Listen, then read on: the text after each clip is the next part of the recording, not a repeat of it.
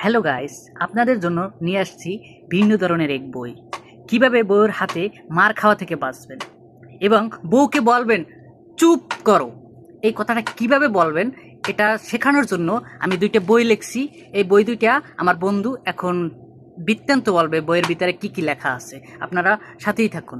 নমস্কার, আমি একজন প্রতিদিন বইয়ের হাতে মার খাওয়া এক হতভাগা সাহসী বিবাহিত যুবক। তো দীর্ঘ 10 বছরের বিবাহিত জীবনে আমি প্রতিদিনই বইয়ের হাতে মার খাই, এমনকি বইয়ের অত্যাচার সহ্য করি। কিন্তু এই 10 বছরে আমার কোনোদিনও একদিনও সাহস হয়নি যে বউকে চুপ কর বলি বা বইয়ের এই অত্যাচারের প্রতিবাদ করি। তো কোনোদিনও সাহস হয়নি। তো এই দীর্ঘ 10 বছরে আমি রিয়েলাইজ করি যে আমার মতো এরকম হতভাগা আরো অনেক সাহসী পুরুষ আছে যারা বিয়ের পর এভাবেই বউয়ের হাতে প্রতিদিন মার খেতে থাকে, এমনকি বউয়ের অত্যাচার সহ্য করতে থাকে নীরবে। তো সেই সমস্ত হতভাগা পুরুষদের কথা চিন্তা ভাবনা করেই আমি সাহস করে বউয়ের কাছ থেকে লুকিয়ে লুকিয়ে একটা বই লিখেছি। তো এই যে বইটা হলো যে বউয়ের হাতে মার খাওয়া থেকে কিভাবে বাঁচবেন, ঠিক আছে। এটাতে আবার হলো 101টি কৌশল আছে, 101টি কৌশল আছে।